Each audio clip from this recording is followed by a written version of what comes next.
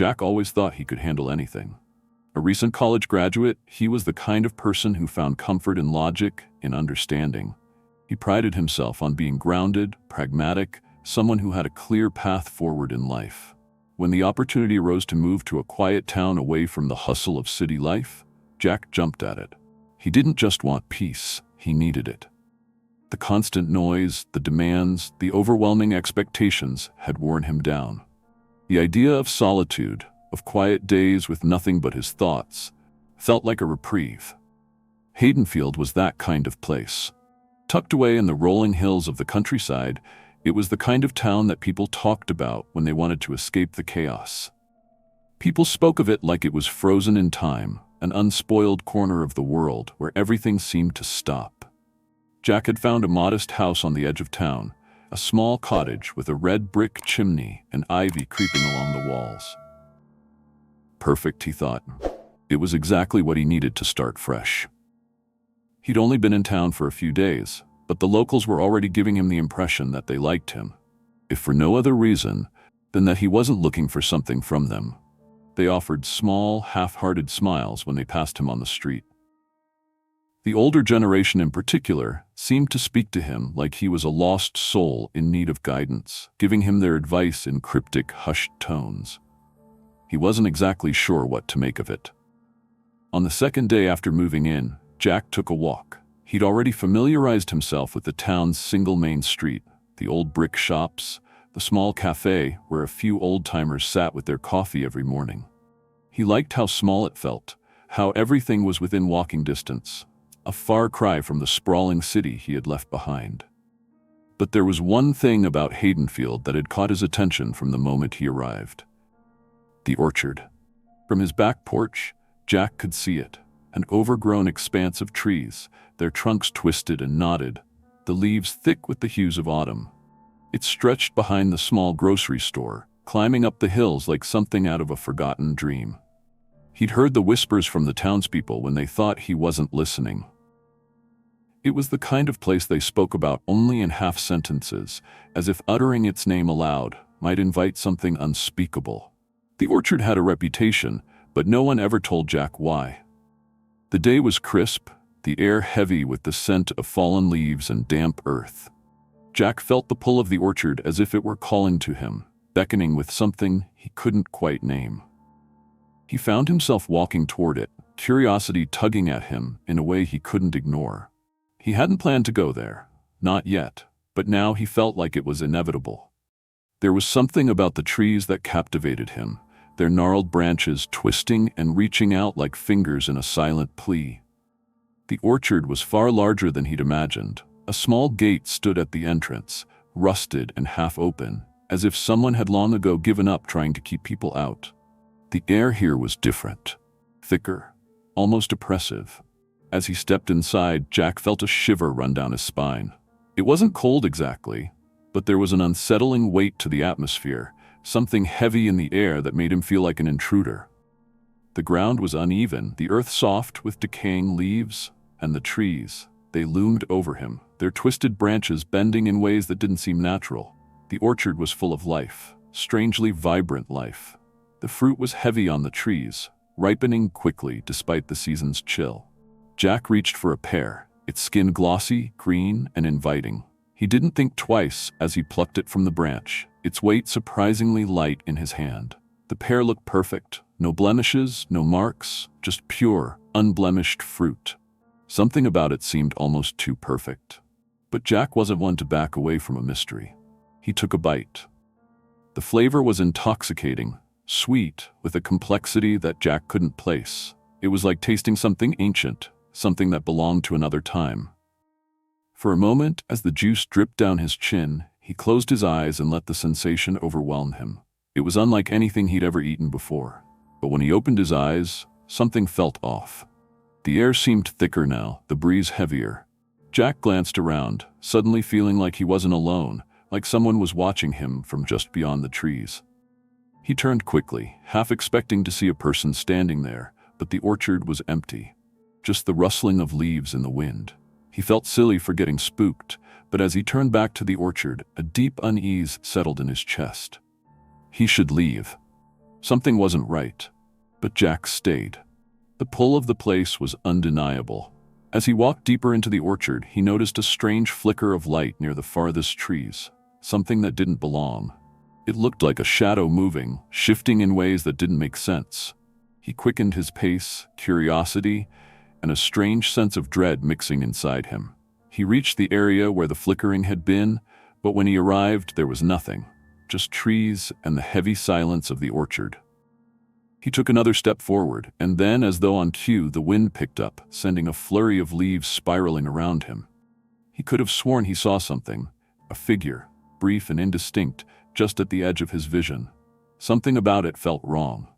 Jack turned quickly, his heart beginning to race. But he saw nothing. No figure. Nothing but the orchard, still and silent as ever. He breathed a sigh of relief, trying to convince himself it was just the isolation getting to him. Maybe he was just imagining things, but the unease stayed with him. As he made his way back toward the gate, the strange sensation didn't leave him. It followed him, lingering in the air, almost as if the trees themselves were watching.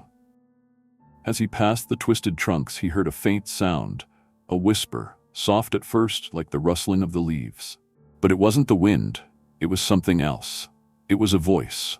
Jack froze. The whisper grew louder, almost intelligible, as though it were speaking directly to him. He couldn't make out the words, but the tone was unmistakable. A warning, an invitation, something dark. He turned sharply and ran, his breath quickening, his pulse hammering in his ears.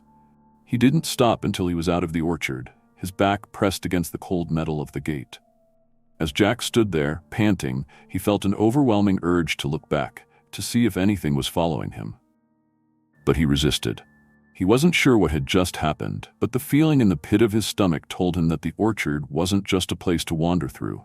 There was something there, something alive, and he had no idea how deeply he had just stepped into it. That night, Jack tossed and turned in bed. Every time he closed his eyes, he saw the trees again, twisting, bending, reaching out toward him. The orchard wasn't just an ordinary place. It was a warning. And no matter how much he wanted to deny it, Jack knew that the orchard had just begun to speak to him. And he wasn't sure it was going to let him go. The days passed slowly after Jack's visit to the orchard.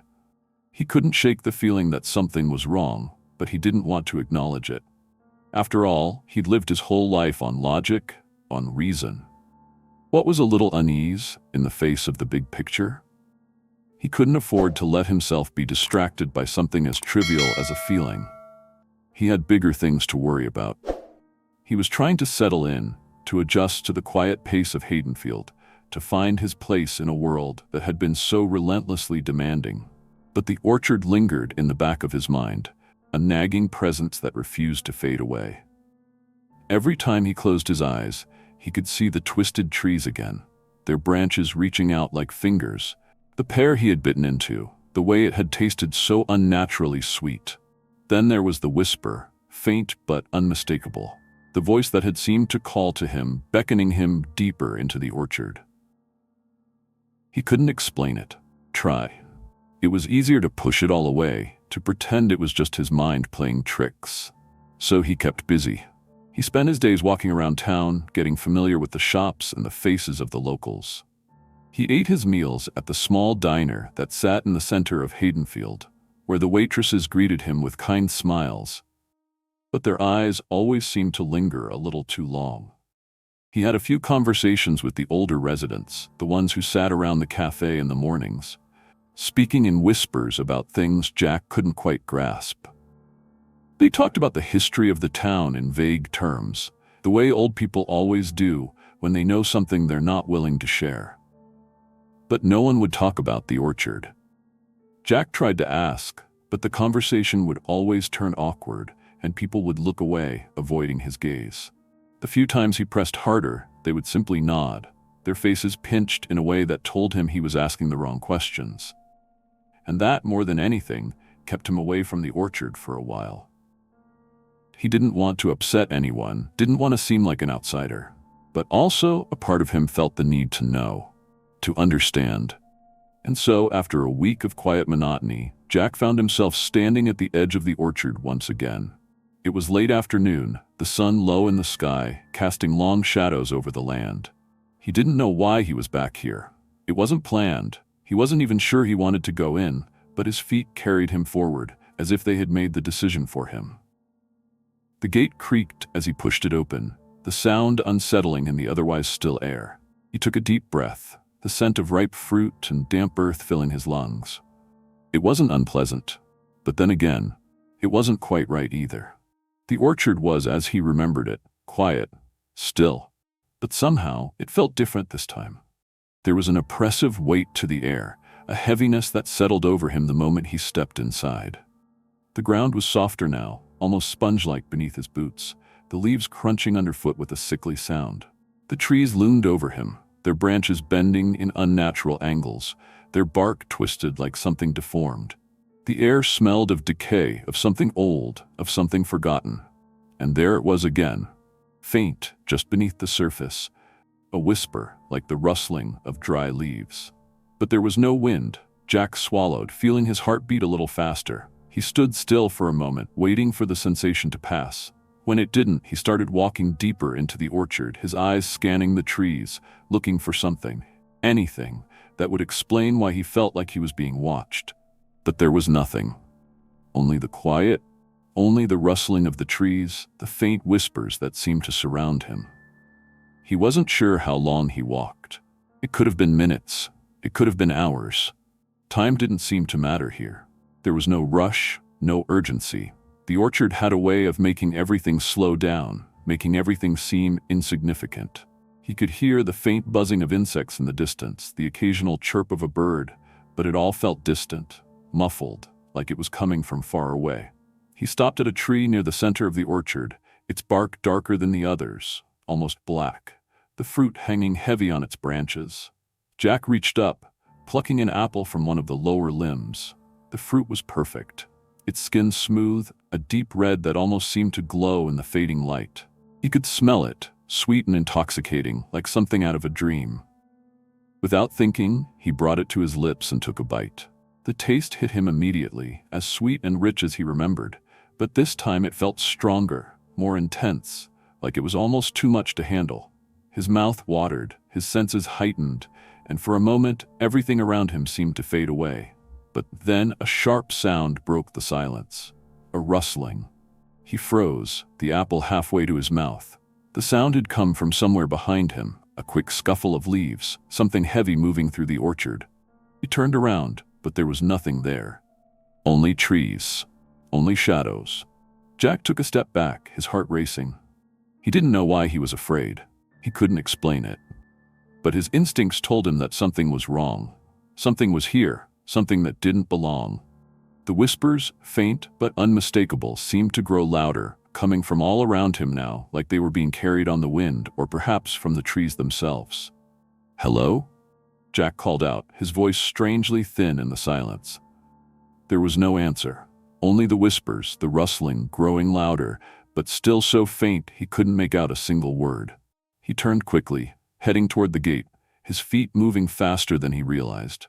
The orchard stretched out before him, an endless sea of trees, and it felt like they were all closing in on him, like the space was shrinking, suffocating him. He didn't know what it was, but he had to get out. The gate loomed ahead, distant but near. He was almost there, just a few more steps. But then, as he reached for the gate, the whispers stopped. Everything stopped. The sound of the wind, the rustling leaves, the distant chirp of a bird. It was all gone. In the dead silence, Jack turned back, looking over his shoulder, half expecting to see something, or someone, standing in the shadows. But there was nothing. Only the trees. Only the orchard. And that was worse. That was worse than anything. He stood there for a moment, his pulse pounding in his ears, his hands shaking slightly. What was happening? Why did it feel like the orchard had changed? Like it was somehow alive, aware of him, waiting for him. But then, as he stood there, his eyes locked onto something. Something in the distance. It was a shape, a figure, just beyond the trees. He couldn't make it out at first, couldn't tell if it was real or just another trick of the light, but as he squinted, he saw it clearly. A person.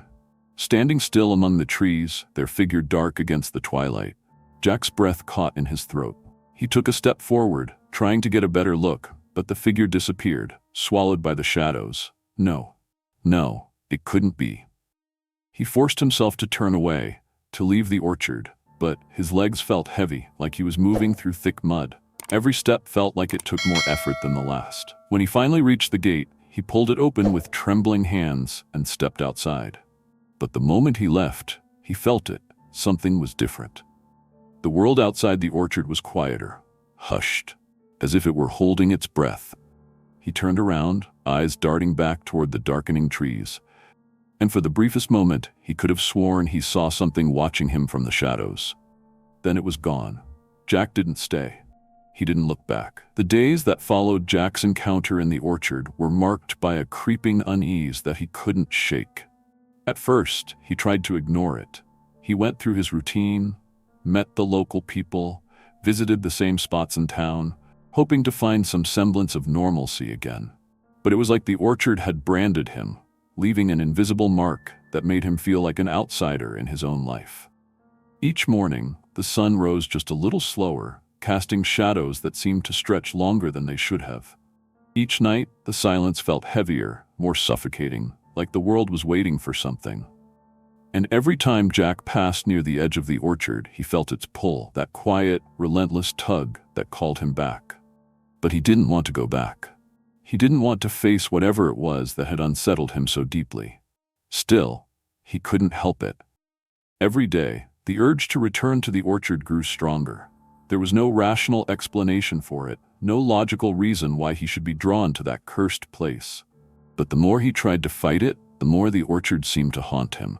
Its presence clung to him like a shadow, wrapping around him, tightening with each passing moment. It wasn't just a place anymore. It had become a part of him, a dark thread woven into his life. And then, one afternoon, he couldn't take it anymore. The pull was too strong, the questions too pressing. He had to know what was happening. He had to understand what the orchard wanted from him. The town was unusually quiet that day. No one was out in the streets, and the shops were all closed. It was as if the town itself was holding its breath. Jack stood at the edge of the orchard, the gate in front of him, the same gate he had passed through only days before. He could feel the weight of the air, thick and oppressive, hanging heavy around him. The trees loomed like silent sentinels, their twisted branches reaching toward him as if beckoning him inside. He didn't hesitate. He stepped through the gate, his boots crunching on the gravel as he walked further into the orchard. The familiar smell of ripe fruit and damp earth filled his lungs. But this time it was different. It was heavier, thicker, like something was decaying just beneath the surface, just out of sight. The whispers weren't there at first, but Jack knew they would come. He didn't have to hear them to know they were lurking just behind the silence. The orchard felt alive today, its every creak and groan echoing in his mind.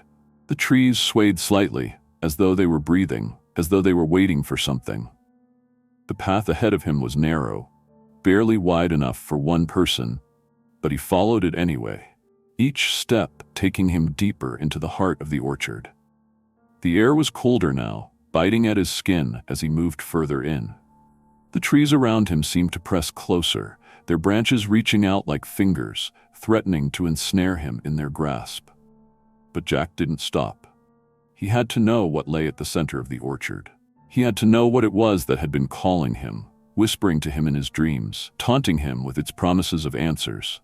The ground beneath his feet became softer, almost spongy, as though it were absorbing him, pulling him deeper into the earth with every step. He glanced down, but the dirt was dark, almost black, and it seemed to shift beneath his boots as if it were alive, constantly moving, constantly changing. Then he saw it, the tree at the center of the orchard. It was massive, its bark dark and twisted, almost unnatural, like something that had been warped and malformed by time. Its branches stretched high into the sky, blocking out the sun, casting everything around it in shadow. The fruit on the tree was unlike anything Jack had ever seen before. The pears were huge, their skin a deep, unnatural green, almost black. They hung from the branches like sickly, bloated fruit, their weight causing the limbs to bend low, their sharp edges glistening in the dim light. Jack felt a chill run down his spine as he stared at the tree. He knew deep down that he should turn around, leave the orchard, and never return. But something inside him pushed him forward. His curiosity, his need to understand, was stronger than his fear. He reached for one of the pears, the dark fruit calling to him with an almost magnetic pull.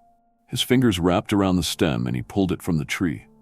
It felt heavier than it should have, as though it were made of something denser, something not of this world. The skin was slick under his touch, cold and clammy, like it had been soaked in some strange liquid.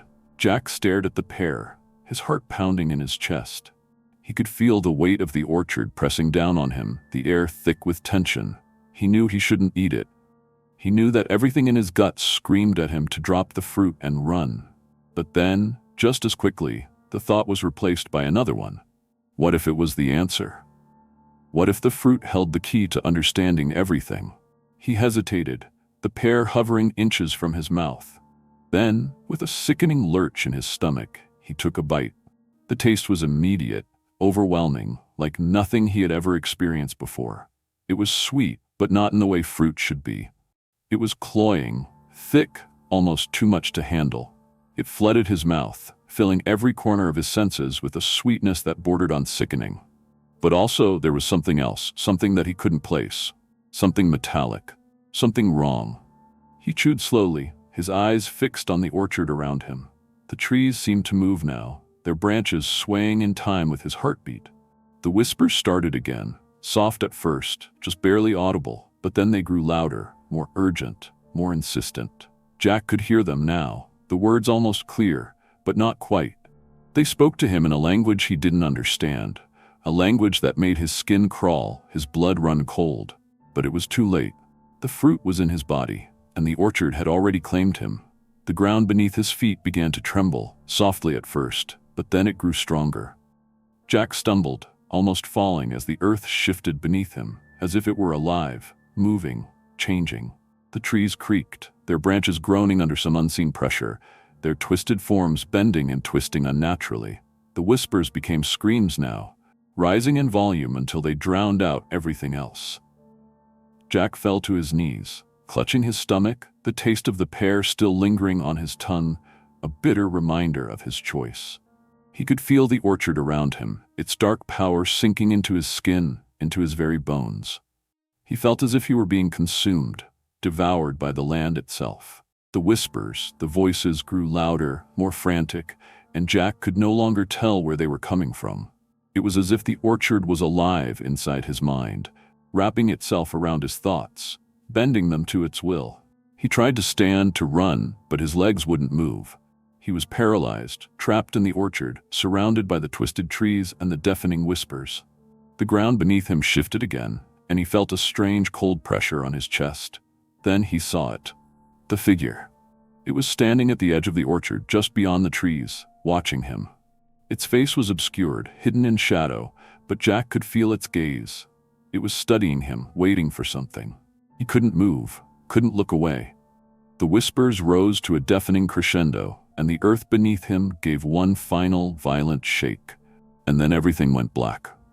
If you enjoyed this chilling tale and want more stories that will leave you questioning what's real and what's lurking in the shadows, don't forget to like, subscribe, and hit the notification bell. Share your thoughts in the comments. What would you do if you found yourself in Jack's place?